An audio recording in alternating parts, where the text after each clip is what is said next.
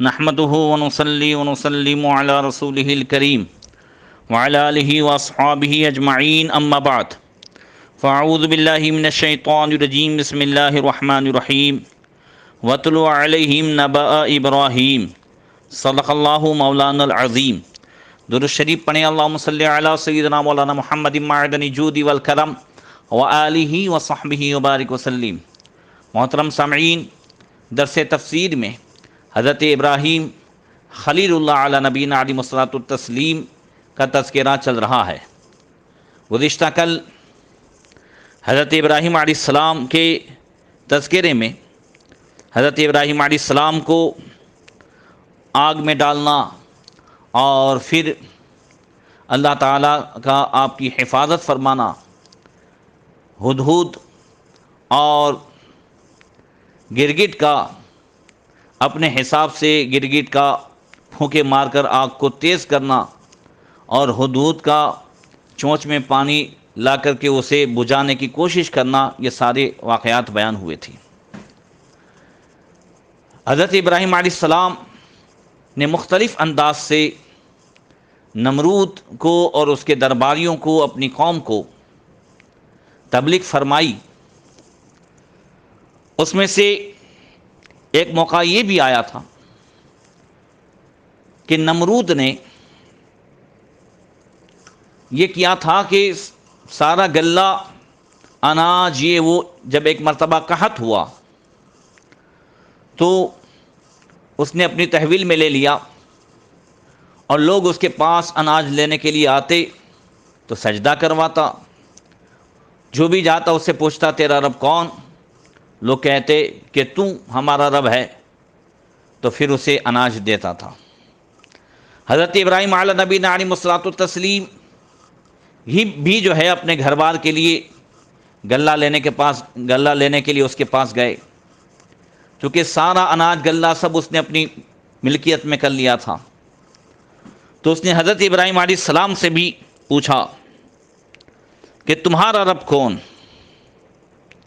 جیسا کہ تیسرے پارے میں اللہ تبارک و تعالی ارشاد فرماتا ہے، الم تر الی الذی حاج ابراہیم فی ربہ ان آتاہ اللہ الملک۔ اے محبوب، کیا تم نے نہ دیکھا تھا اسے جو ابراہیم سے جھگڑا اس کے رب کے بارے میں، اس پر کہ اللہ نے اسے بادشاہی دی۔ اس سے مراد وہی نمرود ہے جو اس وقت پورے روئے زمین کا بادشاہ تھا، جس نے سب سے پہلے تاج پہنا، رعایا پر ظلم و ستم کیا، خدائی کا دعویٰ کیا۔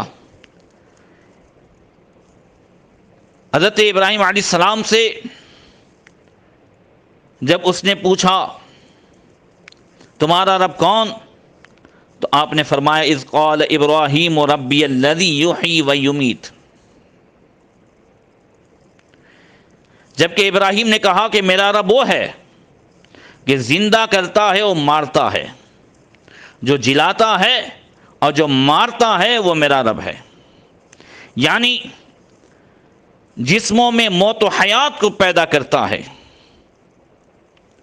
ایک خدا کو نہ پہچاننے والے کے لیے یہ بہترین ہدایت تھی، اور اس میں بتایا گیا تھا کہ خود تیری زندگی رب کے وجود کی شہادت دے رہی ہے کہ تو ایک بے جان نطفہ تھا، ناپاک قطرہ، جس نے اس ناپاک قطرے کو انسانی صورت دی اور حیات عطا فرمائی، جیسا کہ قرآن کے تیسرے پارے میں الذی خلق فسوی، جس نے تجھے پیدا کیا اور تجھے برابر کیا۔ اور وہ رب ہے، اور زندگی کے بعد پھر جسموں کو جو موت دیتا ہے وہ پروردگار ہے۔ اس کی قدرت کی شہادت خود تیری اپنی موت و حیات میں موجود ہے۔ اس کے وجود سے بے خبر رہنا یہ جہالت اور بدنصیبی ہے۔ یہ دلیل ایسی زبردست تھی کہ اس کا جواب نمرود سے نہ بن پڑا، اور اس خیال سے کہ مجمع کے سامنے اس کو لاجواب اور شرمندہ ہونا پڑ رہا ہے، تو اس نے ٹیڑھی بحث اختیار کی۔ اپنی شرمندگی کو چھپانے، اپنی جہالت کو چھپانے کے لیے کہنے لگا قال انا احیی و امیت، نمرود نے کہا میں زندہ کرتا ہوں اور مارتا ہوں۔ یہ نمرود کی بے وقوفی تھی۔ نمرود نے دو شخصوں کو بلایا، ان میں سے ایک کو قتل کیا اور ایک کو چھوڑ دیا، اور کہنے لگا میں بھی زندہ کرتا ہوں مارتا ہوں، یعنی کسی کو گرفتار کر کے چھوڑ دیتا ہوں، اسے زندہ کرتا ہوں، اور کسی کو قتل کر کے مار دیتا ہوں۔ یہ اس کی نہایت احمقانہ بات تھی، کہاں قتل کرنا اور چھوڑ دینا، اور کہاں موت و حیات پیدا کرنا، قتل کیے ہوئے شخص کو زندہ کرنے سے عاجز رہنا، اور بجائے اس کے زندہ کے چھوڑنے کو یہ کہنا کہ میں زندہ کرتا ہوں۔ یہی اس کی ذلت کے لیے کافی تھا۔ عقل مندوں پر تو ظاہر ہو گیا تھا کہ حضرت ابراہیم علیہ السلام کی دلیل بڑی مضبوط ہے، اس کا جواب ممکن نہیں۔ نمرود نے جو دلیل قائم کی تھی اس میں دعویٰ بھی پایا گیا تھا، تو ابراہیم علیہ السلام نے اس پر مناظرانہ گرفت فرمائی، اے جھوٹے مدعی الوہیت، موت و حیات پیدا کرنا تیری قدرت میں کہا، بلکہ تو اس کا تصور بھی نہیں کر سکتا، اس سے آسان کام کر کے دکھا۔ کیا فرمایا حضرت ابراہیم علیہ السلام نے؟ قال ابراہیم فإن اللہ یاتی بالشمس من المشرق فأتی بها من المغرب فبہت الذی کفر واللہ لا یہدی القوم الظالمین۔ ابراہیم علیہ السلام نے فرمایا بے شک اللہ سورج کو مشرق سے لاتا ہے، یعنی پورب سے لاتا ہے، تو اگر خدا ہے تو اس کو مغرب سے لے آ۔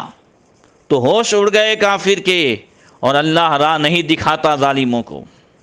وہ کافر رب کی طرف سے حیران کر دیا گیا، ورنہ اس میں بھی وہ جو ہے ٹیڑھی بحث کرتا کہ سورج کو مشرق سے تو میں لاتا ہوں، تم اپنے خدا سے کہو مغرب سے لائے، لیکن اللہ تعالیٰ نے اسے مبہوت کر دیا، ہکا بکا کر دیا اور لاجواب کر دیا۔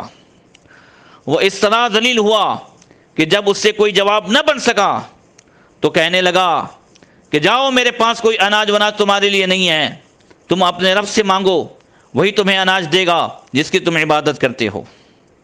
اللہ اکبر۔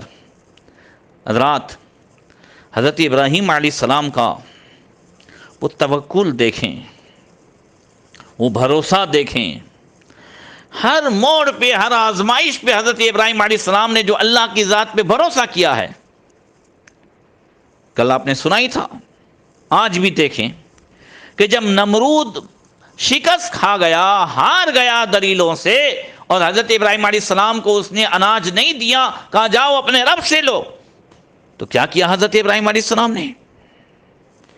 ابراہیم علیہ السلام واپس لوٹتے ہوئے راستے میں ریت کے ٹیلے پر گزرے، وہاں سے ایک تھیلے میں ریت بھر کر مکان پر پہنچے اور تھیلا رکھ کر کے سو گئے۔ جب اٹھے تو روٹیاں پک رہی تھی، کہا گیہوں کہاں سے آئے؟ کہا یہی تو شربتی گیہوں تم اس تھیلے میں لائے، وہ ریت جو ہے وہ اللہ کے حکم سے گیہوں بن گئی، آٹا بن گئی۔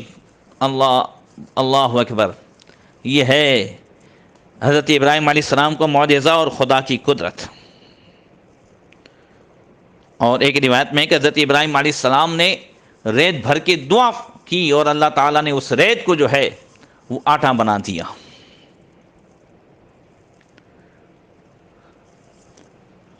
اللہ تعالیٰ نے ظالم نمرود کے پاس انسانی شکل میں ایک فرشتہ بھیجا، جس نے آ کر کہا تیرا رب کہتا ہے تو مجھ پر ایمان لا، ہم تیری سلطنت برقرار رکھیں گے۔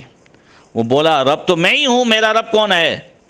3 دفعہ یہ واقعہ پیش آیا، لیکن وہ ایمان لانے سے محروم رہا۔ اور ایک دن نمرود نے ابراہیم علیہ السلام سے کہا کہ تم ہر مرتبہ کہتے ہو کہ تمہارا رب لشکر بھیجے گا، تمہارا رب لشکر بھیجے گا، تو تمہارے رب سے کہو کہ لشکر بھیجے، میں دیکھنا چاہتا ہوں۔ اور اس نے خدائی لشکر سے مقابلے کے لیے اپنا لشکر تیار کیا۔ 3 دن تک جو ہے لشکر تیار کرتا رہا۔ حضرت ابراہیم علیہ السلام کی دعا قبول ہوئی، اللہ تعالیٰ نے نمرودیوں پر مچھروں کا عذاب بھیجا اور مچھروں کا لشکر بھیجا۔ مچھروں کی زیادتی کا یہ حال تھا کہ ان سے سورج چھپ گیا تھا، زمین پر دھوپ نہیں آتی تھی، مچھروں نے ان نمرودیوں کے خون چوس لیے، گوشت چاٹ لیے، سوائے نمرود کے باقی سب کی ہڈیاں باقی رہ گئیں۔ نمرود دیکھتا تھا مگر کچھ نہیں کر سکتا تھا، ظاہر ہو گئی اس کی عاجزی، کمزوری۔ پھر ایک مچھر اس کی ناک کے ذریعے سے دماغ میں گھس گیا اور 400 سال تک اس کا دماغ چاٹتا رہا، کاٹتا رہا۔